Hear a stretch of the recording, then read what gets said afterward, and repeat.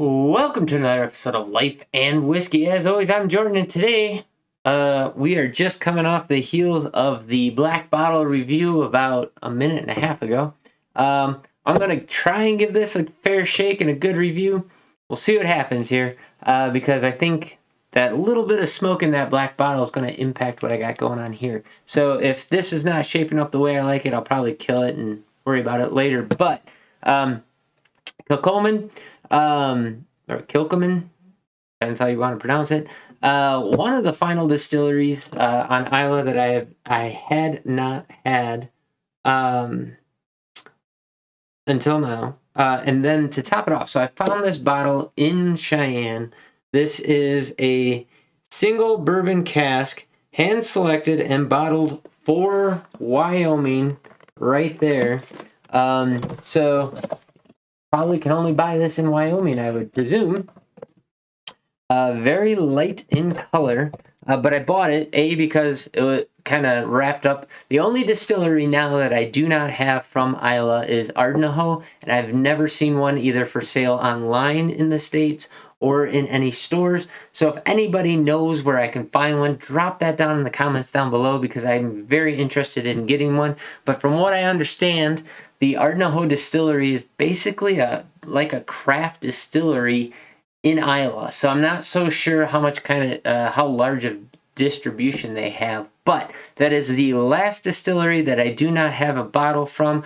From Cheyenne, I was able to knock out Kilchoman and Bunnahabhain, which were kind of some of the last distilleries I was looking for. Of course, we got the Lagavulin, the Laphroaig, the Ardbegs, Benromic. I don't even know what all I got. I got all kinds of stuff, but basically all the other distilleries.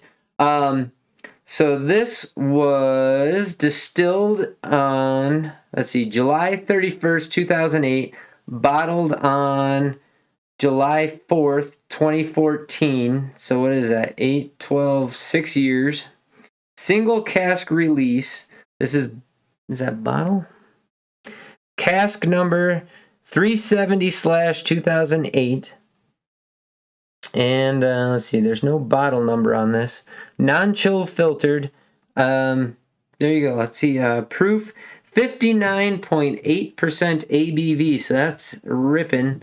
So let's see. 59.8. So this would be 119.6. 119.6 proof.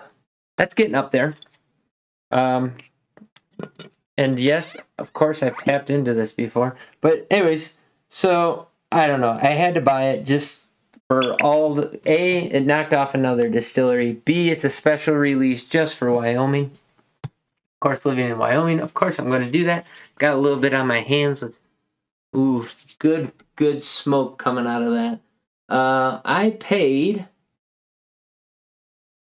So this is cash strength.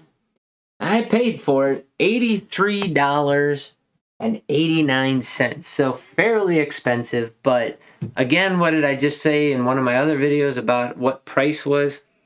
Price has nothing to do with flavor, has everything to do with availability and rarity when it comes to whiskey. So on the nose, I get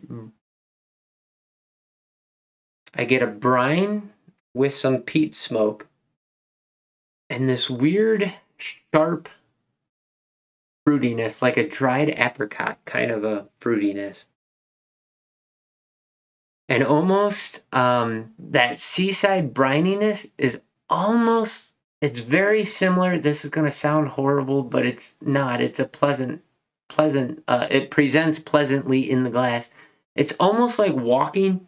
When I was a kid, I remember going to the pool in my hometown was inside the high school, and it was an indoor pool. And when you walked in there, it was just chlorine. You could smell that chlorine smell. It kind of tickled the back of your sinus cavity. That's kind of what that brininess is doing in this glass. Kind of reminds me of that. And there's almost a spearmint kind of lingering. I don't know where. I mean, just every now and again, I'm catching a whiff of like spearmint, which is weird. But the smoke is in there. Now nothing is dominating. All the nosing notes are very light in the glass. And actually the ethanol is not dominating at all for, being almost 120 proof. Now granted, it is only 6 years old, so that may have something to do with it. That definitely has to do with why the color is so light. All right, going in for the taste.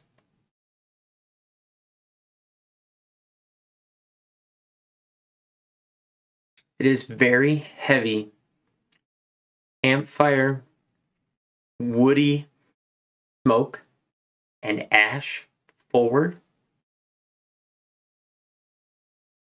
I would say that dominates like 90% of the flavor profile, but then underneath of it, there's this very nice, light, refreshing sweet, like almost like a vanilla or a honey, that even though all that smoke is dominating, it's not brutal at all. It's actually very well put together. And the complexity is there because after I got past all that smoke with that sweetness, then it started to pick up. I got some oak, get a little bit of salt and brine on the finish. As far as proof goes, the proof just is not there at all when you drink it. For 100, almost 120, it's drinking maybe around 100. It's not that bad at all as far as proof. It's not blowing up in my mouth or anything. Oh my gosh, it's so good. If you like smoke, this is a smoky one.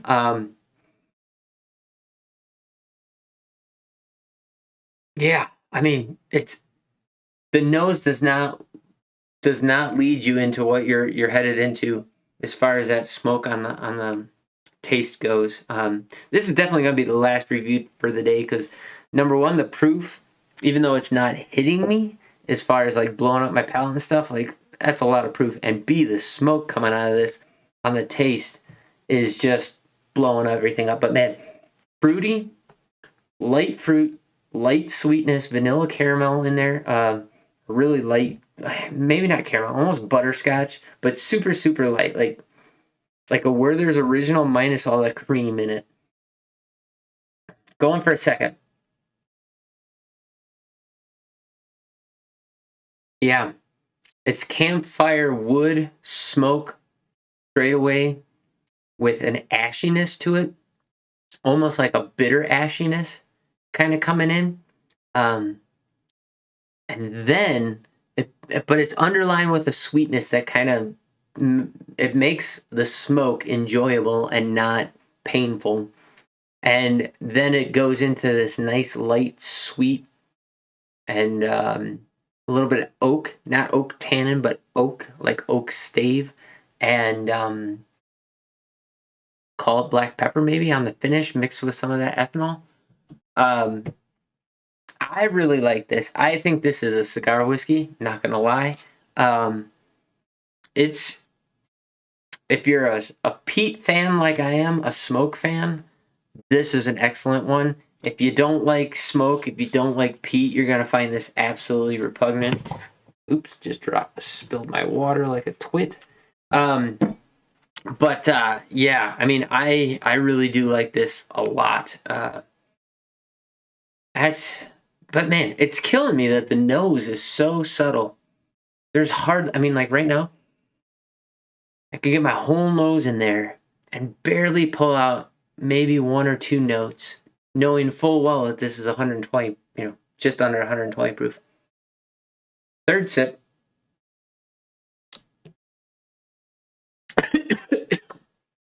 Oh no.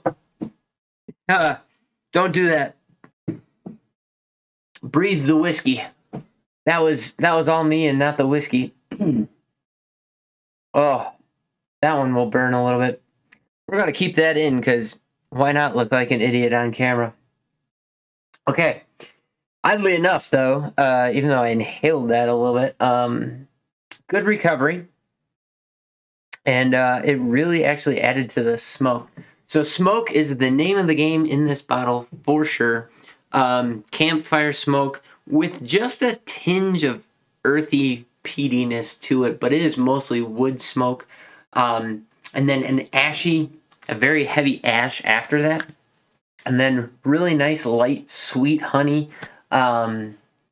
Maybe a little bit of vanilla caramel in there, but man, it is mostly smoke in a very good way. I could see this being a great sipper while having a nice pipe or cigar on the back porch, and I may just talk myself into doing that. Yesterday was the solstice. Wife and I sat on the couch and watched Grumpy Old Men because it's a classic, and she got, well, her and my son, along with the Talisker Distillers Edition, got me the 2-disc set for Father's Day. So we watched that rather than sitting out on the back deck and enjoying a nice sunset. So I think tonight, after the little man goes to bed, I might light up a pipe and enjoy the evening out there if the mosquitoes aren't too bad. But yeah, Kilchoman. This is my first experience with it, with that distillery. I'd be curious to see what their other expressions are about, but I have not seen any locally or even in Wyoming for that matter. So the fact that there's a Wyoming specific one kind of trips my trigger a little bit, makes me a little giggly and happy. So if you're in Wyoming, definitely if you're in Cheyenne especially, keep your eyes open for this. I highly recommend it if you're a fan of peat smoke. Yeah, drop in the comments down below what you can find a bottle of this Wyoming Kilchoman for.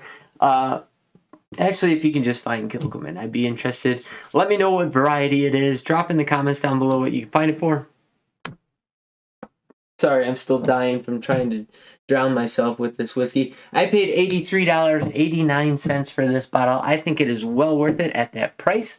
I will say the only letdown about this is that the variety of notes that the palate hits are very limited. There's probably 4 or 5.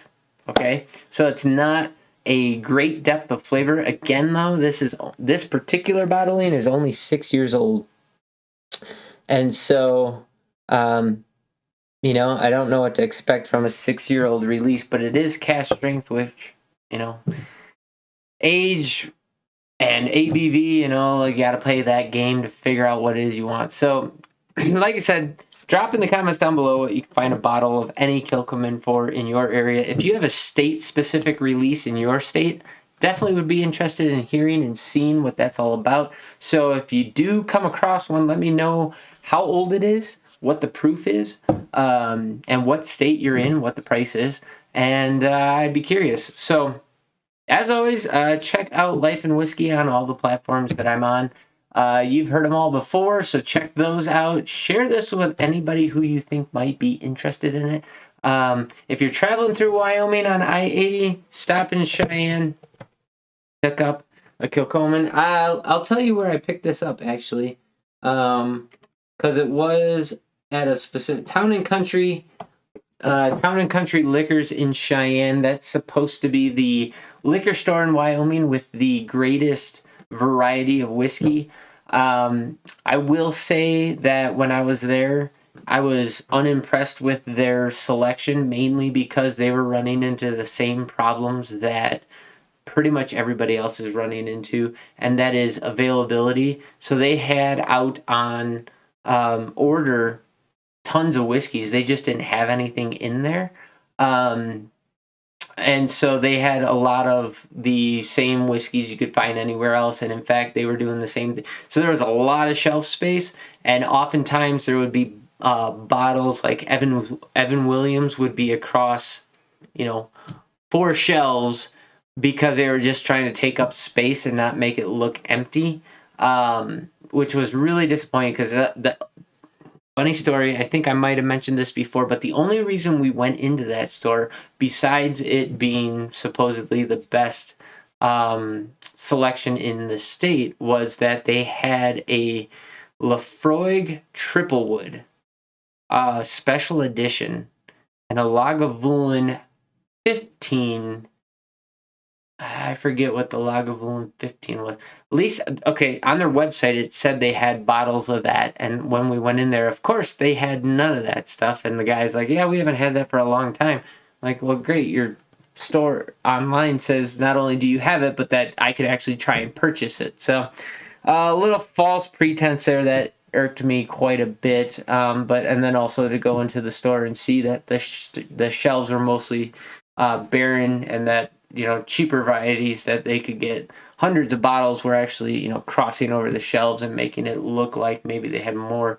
I was a little perturbed by that. But that aside, if you get to the Town and Country Liquors, hopefully once the world settles down and becomes less stupid, they'll have a big selection and variety. And if you can get this Kilchoman Wyoming edition there, highly recommend it. It is spendy, but worth the price. Well, let me know what you can get Kilchoman, I don't know how you want to pronounce it, for in your area and what variety it is. And as always, thanks for watching. Do greatly appreciate it. We'll catch you in the next video, and you guys have yourselves a terrific day. This is the last video for today's shoot. I think I've done enough. That's 6 whiskeys in a row, so catch you in the next one.